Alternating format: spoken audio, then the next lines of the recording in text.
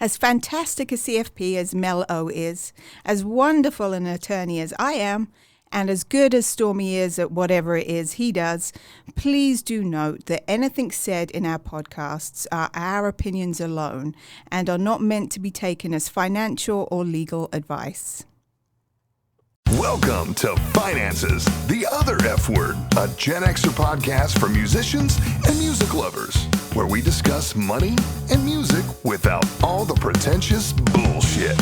Here are your hosts, Zoe Terry, attorney at large, Stormy Andrews, founder of Yokel Local Marketing, and Mel O, certified financial planner and author of Finances, the Other F Word. Listener discretion is advised.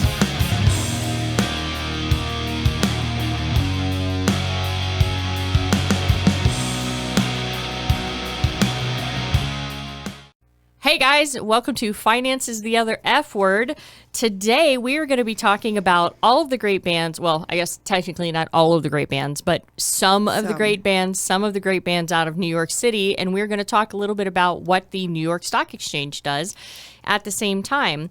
But first, we've had some super exciting news that has happened for the podcast in the last couple weeks. And you want to tell us about that, Zoe? Yes, I will. We are now global. We are international. We have, I know. Global. So global in what way? Well, we now have followers across the pond in England, as well as Australia and Denmark. Wait, Australia?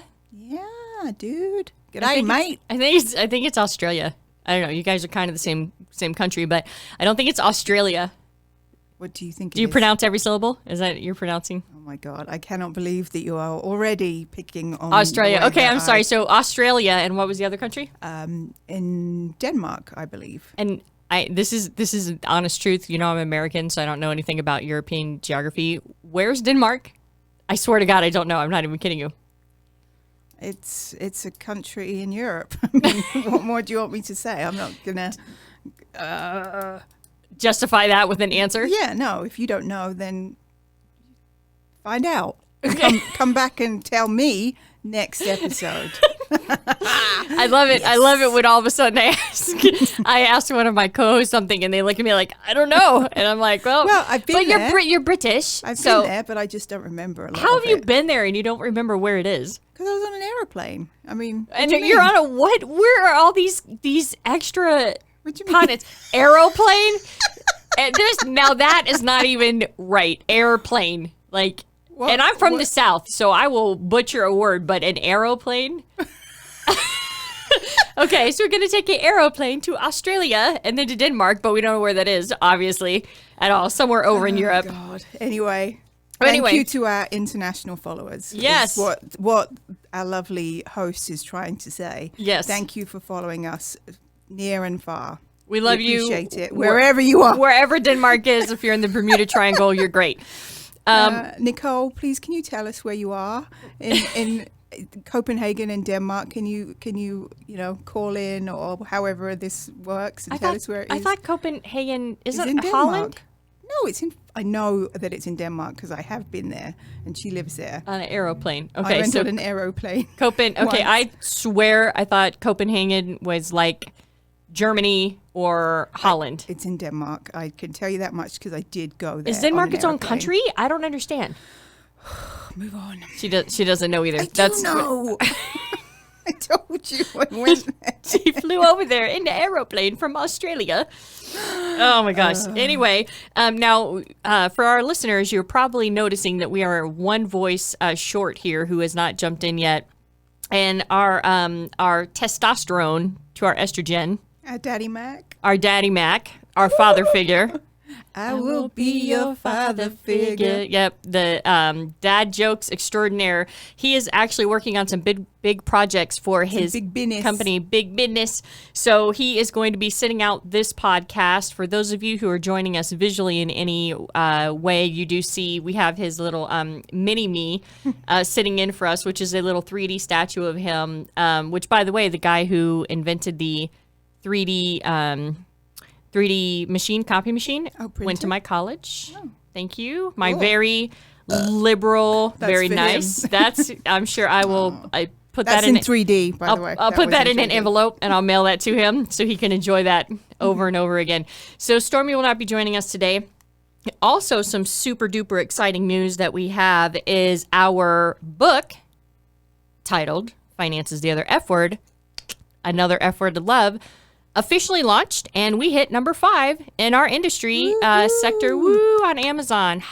So everybody who purchased it on Amazon, thank you kindly. Everybody who hasn't purchased on Amazon yet, Buy it. buy it. It's good for you. It'll teach you about finances, and it's not boring. If you like this podcast, you're going to love the fucking book. I guarantee it. Can I say that? I guarantee it. Either way, whatever. I guarantee it. It's going to do something for you. It's going to be a good. It's going to be a good doorstop, or it's going to be a great read. Buy it, gift it, buy some more. Yep, absolutely. And it is still on Amazon. And of course, 10% of the net proceeds for all the sales of our books, whether it be in the ebook or whether it be on paperback, is distributed between 2 nonprofits. One of them is Forgotten Not Gone, a veterans nonprofit that helps prevent veteran suicide. And the other nonprofit happens to be a nonprofit that's near and dear to Zoe's heart, which is Pause, providing animals with support, and we're a non-profit, all volunteer led non-profit that helps find homes for cats here in Vegas. and puppies Meow. in Utah. And puppies in Utah. Yeah, Zoe's a cat person, I'm all but about the cats, but I guess you can help dogs find homes too. But absolutely you can. of course you can. Of course you can. But my passion is the cats. Is the cats. So anyway, they do both. That's the most important. Pussy. The pussy cats. Pussy cats. Pussy cats. Okay, so we're going to start off, and what we're going to do is we're going to talk a little bit about some of the great bands that came out of New York, and then we're going to segue back that to New York Stock Exchange. So Zoe, what bands did you research, and tell us a little bit about them coming out of New York? Okay, well, my first one was Scissor Sisters, who actually... Scissor sisters. Scissor Sisters. Like scissors? As in scissors. Were they lesbians? Most of them were actually gay. Okay. But So that's not a play on words. Like that was meant to happen. It did come from the scissoring. lesbianic term. I just want to make sure. Scissoring, which my husband is obsessed with. Sorry, but you are.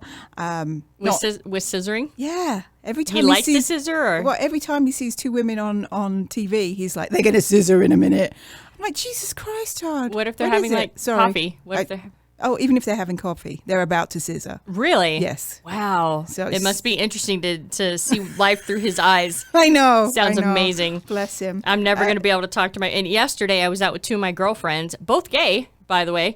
And that would have been interesting if as we were sitting there having a drink and talking about world problems, how to solve them, I just was thinking in my head constantly, they're going to scissor, they're going to scissor. Or if they actually did. Or if they actually did. I don't know. That's up to them. I'm guessing they didn't. But I don't think they did. But if they did, you know what? Hey, do you. yeah, exactly. I'm all for it. But anyway, so yes, they are named after that particular maneuver. They were formed in 2001, and actually they were much more popular in England than they were over here. Obviously, because I've never you've heard never of them. No. Man, Are they new wave? What is? I don't understand what they're kind of glam rock, pop, disco. And they're type. chicks? No, they're men. Although Oh. there is a chick in the band. Okay. But mostly they're gay men. I thought they were. Oh, I thought they were gay women. Okay. No, all right. gay men.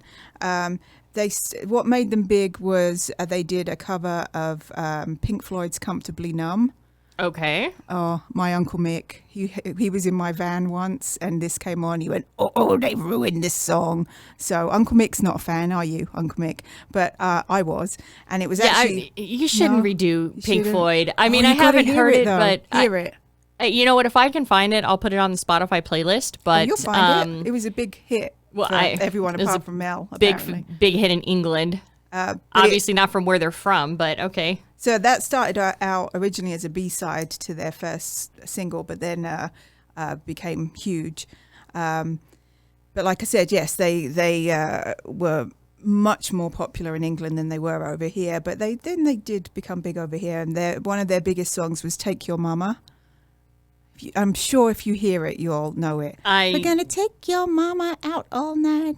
No. Anyway, it's Oh my a great God, song. it's not. It This is getting more awfuler by the minute. It's not. When you listen, and anyway, in England, they had the best-selling album of 2004. They've done collaborations with 2004? Well, yeah, That's kind of recent. I mean, for somebody that you would think that we would have heard of, that they had an album. I'm sure you will have heard of them when you listen to some of their songs. Okay. All right, go ahead. I'm listening. They've had collaborations with Elton John. They opened for Depeche Mode in 2006 back in England. But they split up in about 2018 officially. And the lead singer, Jake Shears, is doing his own. He's got a fantastic handlebar moustache. Very gay. Oh my God, It's I'm hating them. fantastic. I'm hating Oh, them more no, as you no, talk no, to no, anybody no. who has a handle mustache. What are you, Yosemite Sam? Come on, guys. No, it's anyway. And Bono from U2 actually said they were the best pop group in the world. So No, Bono said U2 is the best pop group in the world. no, because I don't think he thinks they're pop. I think he probably thinks that they're something deeper than that. Maybe rock or Yeah, I don't know. But he said Scissor Sisters was the best pop group in the world. Well, I can't really argue with Bono. And they have songs like "Tits on the Radio." How can that not be a great song? Interesting visual. Interesting. Good title. I'll give him that. Good title. Okay. All right. So who else besides maybe somebody I might have heard of? How about "Fun Loving Criminals"? And again, they did much better in England than here. So, but their most famous song was "Scooby Snacks." After the Scooby Snacks. Yeah, film. I made that connection. Okay, I'm well. just that smart. Yeah. Oh, and do you know what Scooby Snacks was slang for? Weed. Valium. Valium. Mm-hmm. Really? Yep. I always thought it was because I always thought that Scooby Doo and Shaggy were supposed to be stoners, so I thought that's why they always wanted Scooby Snacks because they were high on weed. Well, I'm pretty sure that he was, but it was apparently. I looked into it, and Scooby Snacks are. Valium. Valium. Well, who would have thunk it? All right. But Scooby Snacks was one of their favorite, most famous songs, along with "The Fun Loving Criminal." But again, very. How does a band name themselves? Have a song named after them that's the same as the band, and I still haven't heard of them. Like, you remember Big Country? Yes. In a big country. Okay, so band Big Country, song Big Country. Boom. I remember them. Fun Loving Criminals. Haven't heard either one. Don't. And the lead singer was, you would like him. He was called, he is still called, I imagine, Huey Morgan. He does a lot. I think he's still based in England. So again, bigger in England than here. But and they started in 95. So 93. And but yeah, I think if you have a look and have a listen, I don't know if it's your kind of music, but I he's can your already kind tell of you man. it's not. Okay. But you know what? Like I said, we'll find some. We'll put it on Spotify, and the listeners can weigh in on if this band sucks balls or not. But they sang a lot about New York, and they were from New York. So there you go. Okay. Fun Loving Criminals. Anybody else I might know, or one person I might know? Yes. Kid Creole and the Coconuts, going back a bit in time. What are these people even real? Yeah. Kid Creole and the Coconuts. You haven't heard of Kid Creole? No, I Annie, haven't fucking heard I'm of not your daddy. No? Jesus Christ. Let me guess. They were bigger in England than over here. No. No, actually they were, maybe yes, because they got to number 3 in the United Kingdom. So, okay. Well, I do have to, give information for our UK audience as well. But Kid Creole his real name was August Darnell, and the Coconuts was his trio of backing singers who originally included his wife, but then they divorced. So they didn't actually have nuts. They had cocoa nuts, but they didn't have. Didn't have these nuts. They didn't Okay. have these nuts. All right. Stool Pigeon was one of their other songs. You don't remember them? Store pigeon. Stool Pigeon. You know, dear God. And Annie, I'm Not Your Daddy. You don't remember that? I don't. Oh, okay. Prince actually wrote a song for them called "The Sex of It." That sounds like a song Prince would sing. Yeah. Yeah, Sex of It. Okay. He's still going. It's kind of Latin-y pop disco type music, but It's like basically somebody just ate all of the genres of music and vomited them. That's what it sounds like. Wow, that's appetizing. Can't wait and to then listen to put that. 3 women coconuts in the back. Coconuts in the back. And okay, we've got to find someone else that you just that you like. maybe anybody. Somebody that was actually big over here. Talking Heads. How about Talking Heads? Okay. All right. I know Talking Heads. Okay, so Talking Heads is out of New York, which I guess I didn't know they were out of New York. Yeah, they were all, they formed in 1975. So, were you even born then? I was. Okay. I was born then. Barely born, I'm guessing. I was barely born. I was still young. Okay. Yes.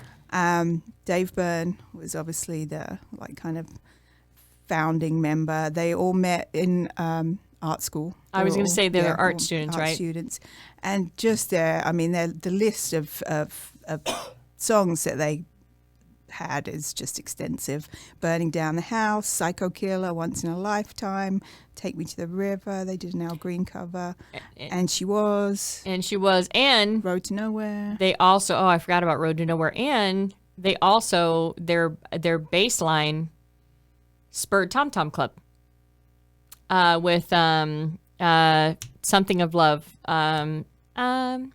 In heaven with my boyfriend. I did fucking something of love. Anyway, so their bass line, I think it was maybe their rhythm section or something, they broke off. Yes, and they formed the Tom Tom Club, which only had that one hit, but it's been sampled so many times. Mariah Carey sampled it, and it has the drum beat that is in my head, but I can't even mimic it if I tried. But that's also been sampled by a lot of stuff. So Talking Heads is like super influential. And they were married, the couple that to each other, the couple that went off and formed Tom Tom Club. Oh, I did not know that. Yes, and they're another band. We've talked about this, I think, before in other podcasts that had legal issues with each other. With each other or with their label?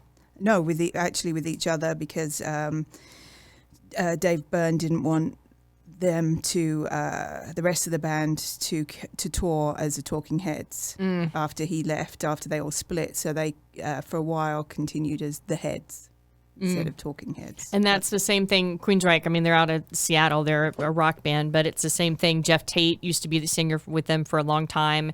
He broke away, was trying to use the name Queensryche. They got in a big fight about it. And then for a long time, Jeff Tate was touring, at least in the Vegas area, as Jeff Tate's Queensryche.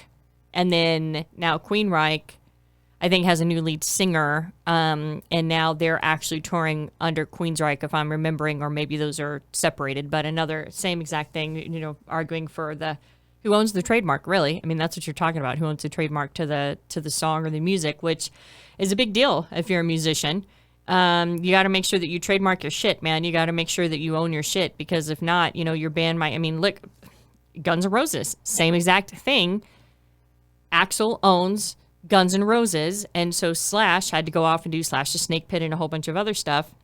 But Axl got to retain the name of Guns N' Roses, even though he was the only person that was still in the Guns N' Roses thing, which pissed off a whole bunch of fans to no end. So that sucks that happened with them, but it's not surprising. Yeah. And one other little fun fact is one of their songs was called Radiohead, and that's where the wonderful band Radiohead got their name from. I did not know that. And my last, it's not really a band, it's a couple, but not really a couple. It's Simon and Garfunkel. Oh, so many. And I mean, I knew that they'd been friends for a long time. But I didn't know they were from New York either. Yep, they met in elementary school in Queens in 1953, and they started singing together even then, and they split up numerous times. But their first song, well, they did some crappy song called "Hey Schoolgirl," which is very dubious now to think of, but. I think their first song was "The Sound of Silence," but they got a big boost when one of their songs was featured in The Graduate in 1967, Mrs. Robinson. And they, as everyone knows, they had a real rocky relationship, and they finally broke up in 1970. But before then, their songs such as Bridge Over Troubled Water, Hazy Shade of Winter, just fabulous, fabulous songs. Oh, originally they were called Tom and Jerry, I believe. Good Lord. They were inducted in the Rock and Roll Hall of Fame in 1990. They've sold more than 100 million records. Originally, Paul Simon had moved to England and got into the folk scene there. My dad was very into the folk scene. So anyway. I didn't know there was a folk scene in England. Yeah, there was back in the day. And during that period, I believe that Art Garfunkel tried to get into, or did get into acting. They got back together for they reunited several times, but in 1981 they did a concert in Central Park where 500,000 people attended, and it was the biggest concert ever at the time. Yeah, and I've heard about that actual concert, but that they did that concert before. And Paul Simon is very reclusive. He does not give interviews a lot at all. He was at one point married to Edie Brickell, who's saying, "I'm not aware of too many things. I know what I know." You know what I mean? Which I love the song when it comes out. Now, if I hear it, I cannot get to the knob to change it fast enough. It's like something about it makes me want to claw my eyes out completely when I hear that song now. I don't know if they're still married, but they were married for 20 years. So if they're still married, it's longer, but I don't know. They could have divorced by now. I think that was his second wife, but he's super, super reclusive, doesn't give interviews, any of that kind of stuff. I don't even know if anybody's trying to interview Garfunkel, so I don't even know if he does. I don't know, but there's no love lost between them even still.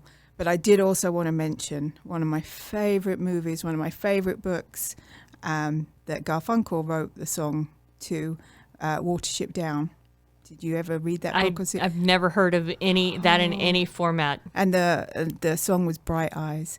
Bright eyes burning like fire. No, she's looking at me like I'm mental. I have absolutely no idea what you're singing. It's all about rabbits. You have to. It's a great movie. It's a great book. And Art Garfunkel, because I thought it was Paul Simon, terrible of me. And especially since they hate each other. Exactly, and I looked it up, and it was actually Mr. Garfunkel that sang and wrote the song. Anyway, wonderful book, movie, song. So if you haven't, then you must. Anyway, right. How about you, Mel O? What have you got to tell us about New York Well, bands? I've actually heard about bands that people know. I actually know about bands, so our listeners are like, what the fuck did she just talk about for the first 30 minutes? I'm like, dude, you me, bro. I don't know. I'm a little confused. I'm spreading your horizons. Yes. Well, I almost said something there. I know, I'm sure you did. Even for me, I censored myself. So if anybody out there is listening to this that knows me or has listened to this podcast enough, you know exactly where I was going to go. And I stopped myself. We all do. Yes, and now I'm going to take a drink of iced tea real quick because I am tired as fuck today, y'all. I came in here and Nikki, I'm like trying to sugar load. I'm just fucking eating as much sugar and chocolate and stuff as I can. I don't care if I have a sugar crash later. Like I'm just trying to be able to stay upright through this whole thing. And Nikki's like, hey, she's like, you need to do a downward dog position. You know, the yoga position where it looks like you're going to do doggy style, but you're not because your legs are too straight. So it's downward dog. Isn't that where it comes from? It's got to be. Oh. I believe it. I think that's in my head. That's how it is. And all the blood rushes to your head, and it's supposed to wake you up. So I felt woken up for about 3 seconds, and then I started getting a headache. So I don't know how successful that was. So I'm going to have to just stick with old caffeine. But as long as Stormy is working on his project, I think at some point with Zoe and I being unsupervised, there's going to be a good chance that we might try to play Drinking game. A little bit of a drinking game, but not anything excessive. You know, just maybe within moderation. Always within. We can't even say it with a straight face. Always with moderation. While Dad is away, we might we might find a way to while we're unsupervised. While the cat's away. I guess you can't say why the dogs. Well, technically. Yeah. Anyway. Yeah. So all right. So let's talk about some bands we actually know who the fuck they are. For God's sakes. Goodness. Okay, so Bright eyes. No. It's bunny rabbits, people. Come on. Because nothing makes a quality rock song unless it's about bunny rabbits. I mean, I've never like this song rocks so much. Bunny rabbits scurrying. I don't know what the lyrics are. It's a great movie. Okay, we'll put it on the playlist and yeah. Anyway, over to you. Okay. I'm just gonna keep spurting it out every so often. Don't. Once again. Yeah. Stop. So good bands out of New York that actually had success stateside besides the Talking Heads. They didn't have to go over to Britain to become popular. Not that there's anything wrong with that. There's not, okay, but I'm just saying Britain's a lot smaller geographic size versus the United States, but a lot of metal bands have made their break over in UK first, and then they came back over here, and then we realized how wonderful they were, Twisted Sister being one of them, and they are not from New York, but I believe that... Is that another sexual maybe pose? they are. No. Scissor Sister, Twisted Sister. No, Twisted Sister. No, actually, I think they are from New York. I just watched a documentary on them. Anyway, and so they had to go over to Europe to get popular and come back anyway. So the first thing, we're just going to do this in pseudo-alphabetical order. Anthrax. Have you heard of it? I'm talking about I've heard of them. I couldn't tell you anything that they did except for it sounds noisy. Well, yeah, that's kind of their thing.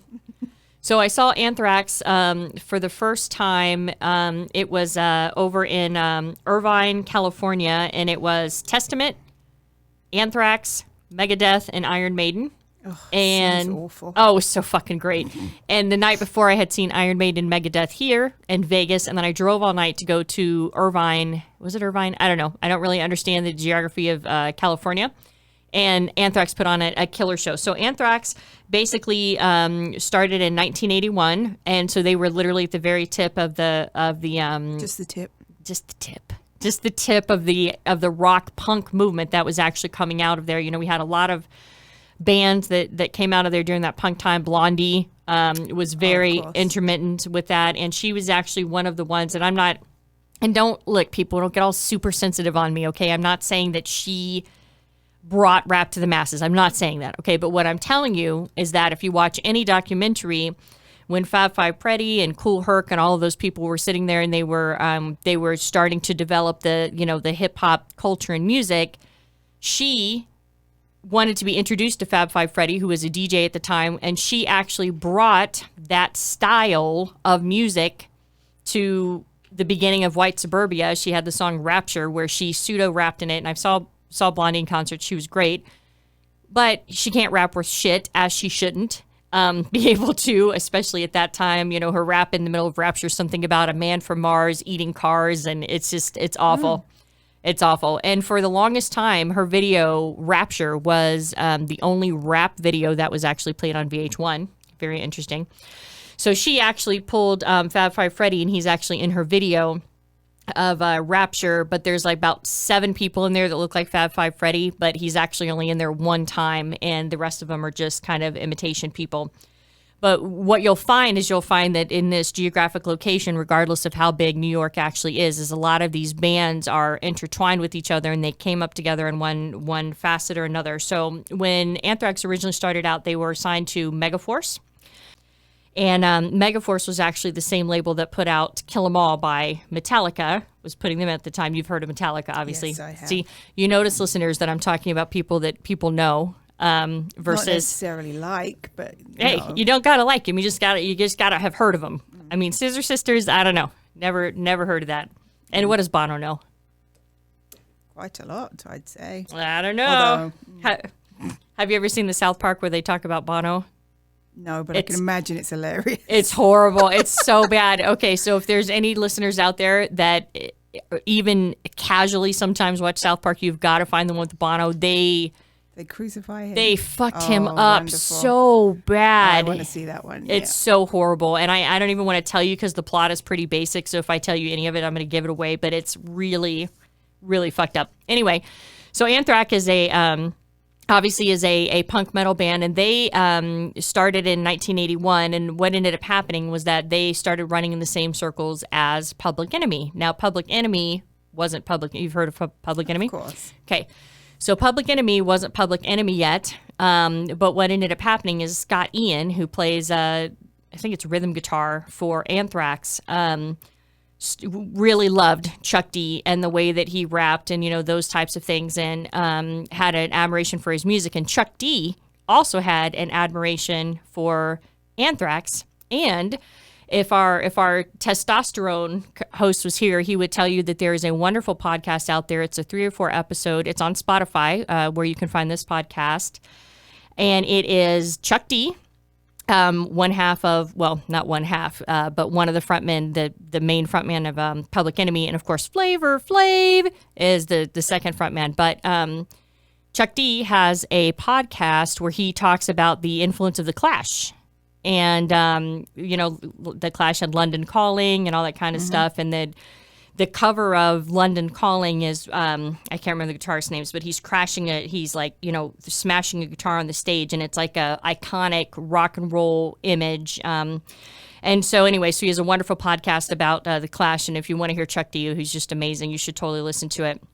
And they ended up, when Chuck D finally got signed to Def Jam, and the Public Enemy was doing their thing, and then you had Anthrax, who was still rocking, and Anthrax is part of the Big Four. So for my non-metal heads out there, there is something called the Big Four, which is Metallica, Megadeth, Anthrax, and Slayer. And in the 80s, there was a rock concert series that was the Big Four, and it was highlighting these 4 bands, and I missed it, of course, because I was too young, which sucks really bad, but Anthrax rocked all the way through the 80s.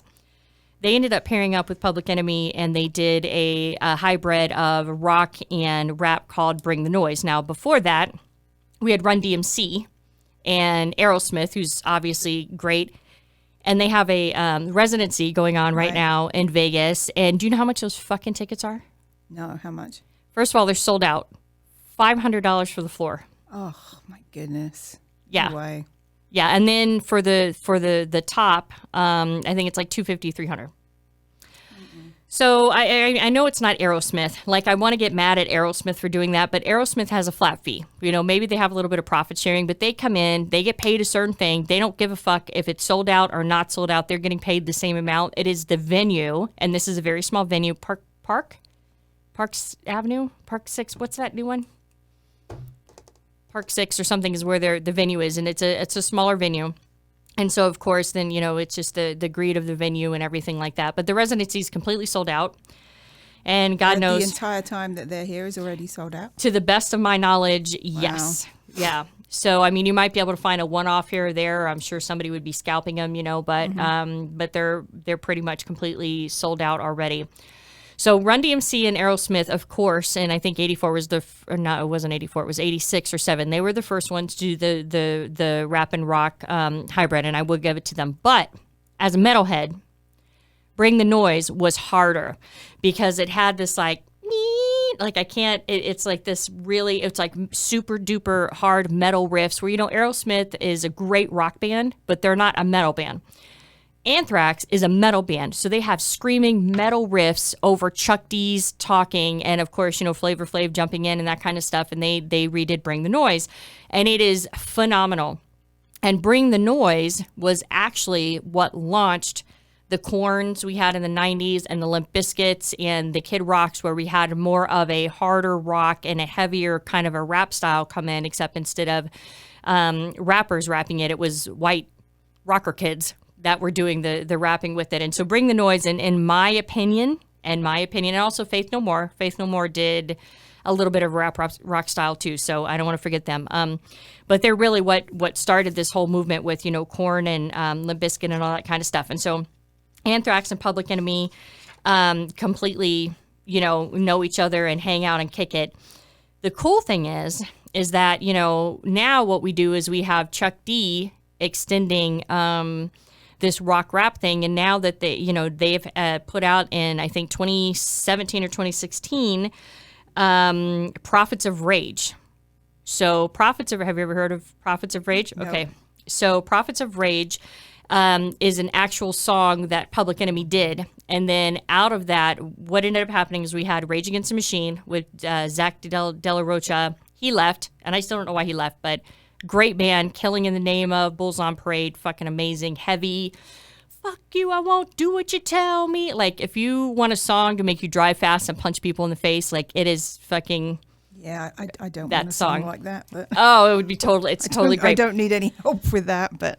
Well, so Zach left. Then what we had Chris Cornell come in. And Chris Cornell, with the remnants of Rage Against the Machine, formed Audioslave. And then they did that a while. Then Audioslave broke up. Chris Cornell did some solo stuff. And of course, Chris Cornell has passed. And Chris Cornell was the lead singer of Soundgarden, which we touched on in our grunge episode. Right. So then what you had is you actually had Tim and Tom and Brad from Rage Against the Machine pair up with Chuck D and DJ Lord. And why can't I think of the guy's name right now? He's from Cypress Hill. It's going to come to me in a minute. Anyway, so now they have a rock rap rock hybrid that, in my opinion, is, well, I don't want to say it's not better than Korn.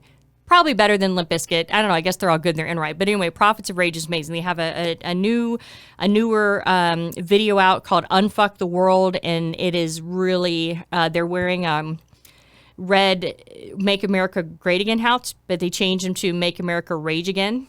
And it's fantastic. And the music is so heavy and all that kind of stuff.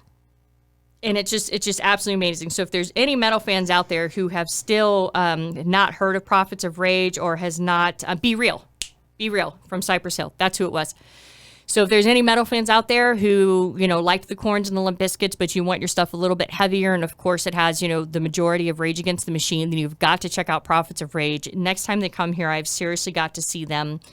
But the thing that was so cool about Public Enemy is that when they came out, they talked, they said a lot of stuff they didn't, people didn't want to hear, especially white America. You were in Britain at the time in like 87? Oh, yeah. 88.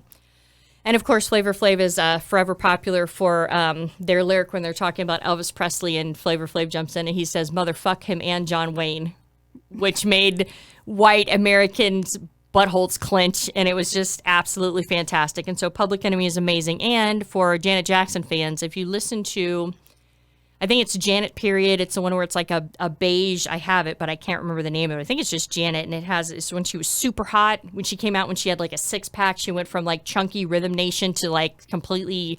Where that dude was holding her boobs from behind. Oh, that one. Yes, that's the one I'm talking about, which ended up being her husband. Oh, yeah. I didn't know that. But they're divorced now, obviously. But and he was fine as fuck. But so that one, she actually does a song called New Agenda, and Chuck D is on it, and he does a lot of rapping in that song. And that was actually my first introduction to Chuck D, not Public Enemy, which seems backwards, but I was like, who is Chuck D? And I was like, this guy's really cool. Then I was like, oh, Public Enemy. And so obviously Public Enemy, Anthrax, they all run in those same circles. Then of course the Ramones, right? And was part of that wonderful punk music that came out. I believe it was CBGBs with Blondie and all that kind of stuff. And, notorious for 2.5 minute songs at most. I mean, you can listen to an entire Ramones album in like fucking 20 minutes and you're done with the whole entire album. It's just amazing. And of course, all the original Ramones now are passed away. But they, they were inducted as the original members into the Rock and Roll Hall of Fame, which is really nice because a lot of people, refer to them as one of their big influencers. And then, of course, Kiss. And I'm not going to talk about Kiss. I know Kiss Army is out there. I'm not going to try to give you some super-duper watered-down version of Kiss. Kiss is all over. Gene Simmons is all over. He's written a ton of books about rock and roll. He's written a ton of books about business because he is a very successful businessman. If you want to know anything about Kiss, you can pick up any literature, you can read it. And then, of course, last but not least is the Beastie Boys that came out of there. And the thing that's cool about the Beastie Boys is that the Beastie Boys was actually in Rick Rubin's group. And Rick Rubin is a punk kid, and the Beastie Boys were punk kids. And he loved punk, he loved music, he loved rap, he loved all these things. And he was actually one of the co-founders with Russell Simmons of Def Jam. And Def Jam signed the Beastie Boys, and they did rap, and then Def Jam, I think Public Enemy was on Def Jam too, and there's just a ton of, I think maybe even Wu-Tang Clan might have been on Def Jam at one time, also out of New York. And so Beastie Boys just super influential, and that they very much obviously Licensed to Ill and Fight for Your Right, and then No Sleep Till Brooklyn. It was pretty obvious they were out of New York. And so New York in general is eclectic enough that, it has a ton of bands that we barely touched on and talked about, some of the bands that came out of there and the legacy and the music and how they influenced other ones. But one of the other things that New York is also very known for is Wall Street and the New York Stock Exchange. Now, when 9/11 happened, that was supposed to be one of the things that the terrorists, the reason why they decided that they were going to attack the Twin Towers is because it was a symbolism of money. So when you think of New York, you think of Howard Stern, high rises, Trump, that whole kind of thing, and lots of money in there. And again, that's the home of the New York Stock Exchange. And the New York Stock Exchange was started in 1792. So a lot of you guys have probably seen little clips of the stock exchange, or when, the news always refers to Wall Street. They're talking about obviously that, and they're talking about the location on actually Wall Street. And you see a lot of people running around, and you see a lot of people, waving papers, and you see boards moving and all that kind of stuff. And it looks very exciting. But now Wall Street is very tampered down as far as how it actually runs now. Most of it's all done by computers. Not a lot of running around and screaming anymore, which is unfortunate because that was kind of cool. And I always wanted to go there and just grab something and start screaming and try to be part of the excitement. Ring the bell. Ring the bell. Yeah, closing bell and opening bell. That was also a big thing. And they still do that, but it's just to maybe symbolic. A couple. Maybe just a couple people. And there's the whole big thing. There was a book, and I can't remember who wrote it now, but it's called Flash Boys. And it was talking about, we're back in the day, you had a fair chance to trade. So you had traders on the floor of Wall Street and the New York Stock Exchange, and they're either representing one commodity like pork bellies, or they're representing one stock, and they're working with all of these other market makers, is what they called them back in the day, to be like, hey, I want to buy this and you want to sell this, so let's negotiate this out. And so everybody was kind of on a level playing field. But now, since everything's so automated, what's happening is that, as explained in this book called Flash Boys, now since it's so automated, when the Fed is making a decision, and we've talked about what the Fed does on previous podcasts as far as how they help control the money flow, and they can help stimulate an economy, or they can help a depressed economy. And what ended up happening is that when the Fed would have a meeting and they would decide, if they would say, hey, we're going to lower interest rates or raise interest rates, that's going to move the market in one way or another. So what the Flash Boys did was that they were able to get, maybe a location closer to where the Fed meeting was going to be releasing their notes or something, and they put up these huge satellite dishes. And they are able to get, that information maybe 1 second sooner than it hits everybody else, or maybe a fraction of a second. But what happens is that with that information, you have algorithms that automatically execute trades on whatever type of thing. So what happens is that normal investors like you and I and Zoe, we aren't specifically on the same trading platform. We're not on the same level playing field that we used to be, because what happens now is that these people who have the means and the ability, they actually get access to the information faster. They can buy or dump stock before it gets to people like us, so that we can then go ahead and react to, or maybe not react to, the news at all. And so that's one of the ways that Wall Street has changed. But with the stock exchange, a lot of people don't really understand what the stock exchange is. And I talk about this in my book. And New York Stock Exchange is an exchange, right? Duh, right? Okay, yeah, thanks, Mel. It's right in the title. But what an exchange actually does is it's a facilitator of buys and sells. So let's say that, I own MGM stock and Zoe wants to buy MGM stock. So I don't go to Zoe and try to find her and say, hey, Zoe, let me, buy your MGM stock or sell it. I don't know, however I set up the example, but what happens is that, MGM, I believe is on the New York Stock Exchange. And so what happens is that I just tell whoever is buying MGM stock for me, hey, buy me 10 shares of MGM stock or 1,000 shares or whatever. And it goes through the exchange, and then the exchange has a list of, has all the people that are waiting to sell their stock, and they're actually the ones that are actually facilitating all the sales. So think of it like a PayPal. So if you're selling something, or somebody provided you a service, you go through the PayPal system in order to execute that actual transaction. And so that's all the New York Stock Exchange does. So the thing is that, it's sounds sexier and it sounds more scarier than it is, but that's really all it fucking does. And it's not the only exchange, okay? There's tons and tons of exchanges. There's the Bombay Exchange. There's all kinds of other exchanges for foreign countries. There's also the NASDAQ here, which is another exchange here. The NASDAQ is very, it is primarily for tech stock on there, but it is also another exchange. So if you buy MGM, you're going through the New York Stock Exchange. If you buy Microsoft, you're going through the NASDAQ. It's just an exchange, people. It's just they're facilitating your buys and sells, and they're facilitating it. And you can only be listed on one exchange. Right.